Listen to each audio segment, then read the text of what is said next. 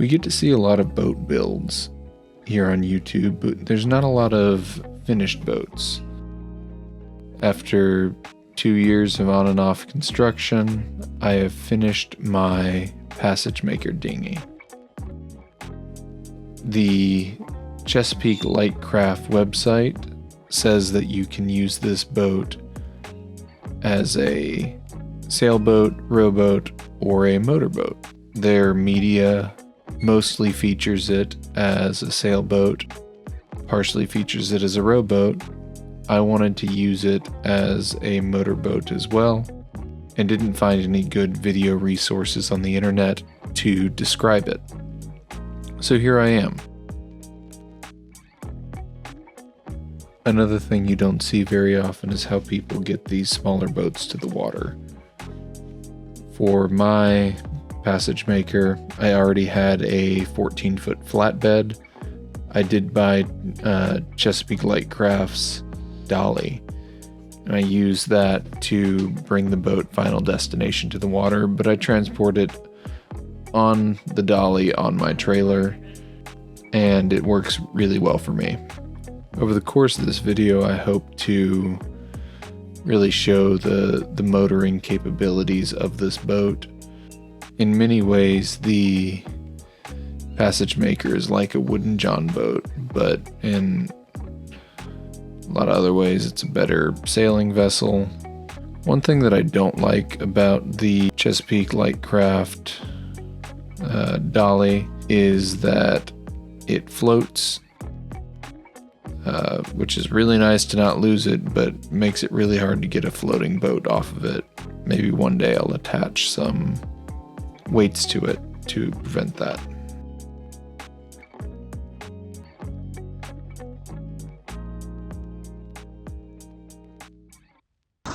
We have a 2.5 horsepower Mercury 4-stroke outboard.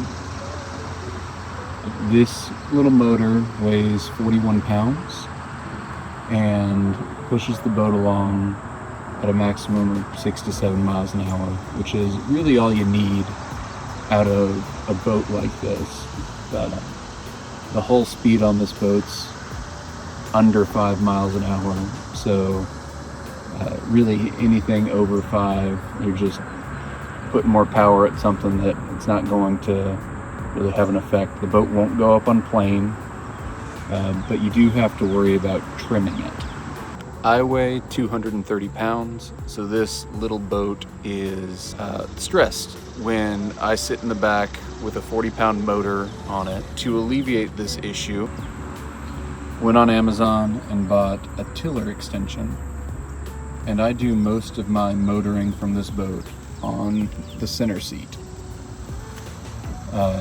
This tiller extension is awesome. They're only rated for trolling speeds, but this boat doesn't really get much past trolling speeds. You still do have to be connected to it to be legal where I am. So I have a line connecting myself to the motor even though I'm sitting in the middle of the boat.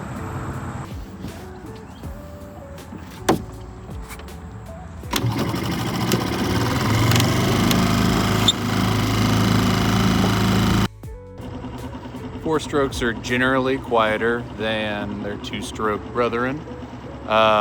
We get to be pushed along at a pretty good clip, even at idle. Probably 2-3 miles an hour, which is about all you could expect out of an electric outboard or a trolling motor without spending a couple $1,000s on it. The reason I went with a gas engine was I was able to pick this up for $750 brand new versus $3,000 for a Torpedo, and they weigh about the same at the end of the day once you consider the battery. One of the things I did to improve the motor experience, the rowing experience, everything on this boat, other than sailing, is to put a piece of foam in the daggerboard slot. This is just marine upholstery foam, and it's a couple inches of it, probably 4 or 3. It stops water from getting up into the boat while you're using it for anything other than sailing. The boat itself is incredibly stable. I'm able to stand in it in almost any position, all conditions, without worrying about tipping over. You can walk around it pretty easily. And with that tiller extension, you're afforded the ability to stand up front, look out over the water, and see what you're coming up on if you're fishing or what have you.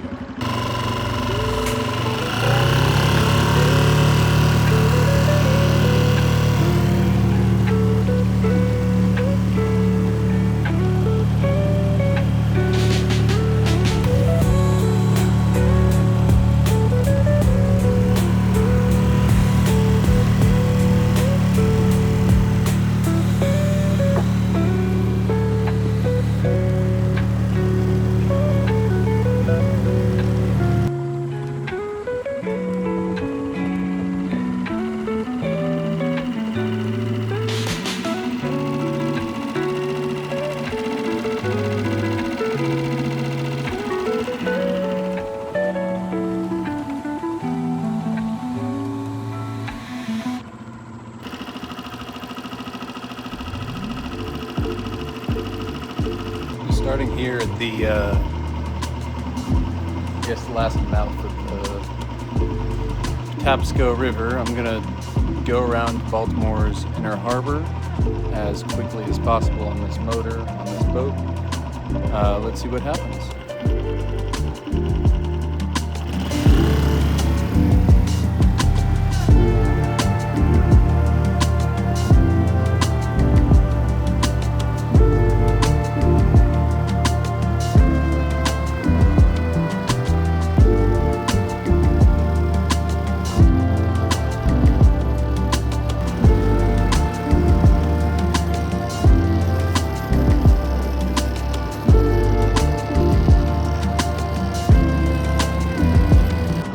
Is it fast?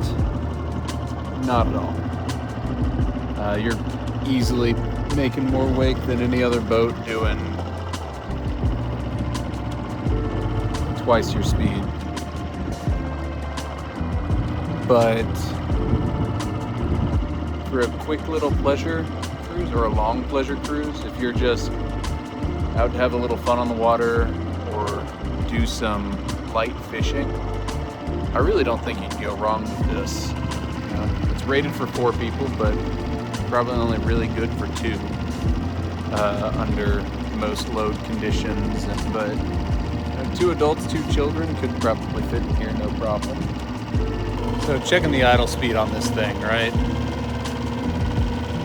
Not creating any wake to speak of, and barely idling above. That's all the way at idle. Had it a little higher than that. And this boat is pushing 4 miles an hour into a headwind with, I don't know, 350 pounds of stuff on board, including myself. So if this is all you want to do, it's a fantastic option. All right, we have made it. This isn't too far. Do the calculation and put it on the screen. Just kind of idling, having a pleasant cruise at the harbor. It took about an hour from the mouth of that river. So you can certainly get somewhere. Still got a lot of gas. If I run out, I have more. Yeah, back home. So I might have lied when I said I had plenty of fuel left in the tank. It looks like we get about an hour out of this 1 liter fuel tank before it needs to be refilled. But with the 2-gallon can all the way filled up, before you go out, you've got, if you fill the engine itself first, 9 liters-ish of gas, 9 hours. I don't think I'd ever worry about running out of fuel. Running out was one of the Running out of power was one of the things I was most worried about with the electric outboard options. Yeah, they're quieter, but once their battery's depleted, unless you have another $1,000 battery, kind of SOL. They say they're good for about an hour at full speed. That's what this thing gets. And pushing about the same speed. But to get those long run times and long ranges, you're going at 1 or 2 miles an hour.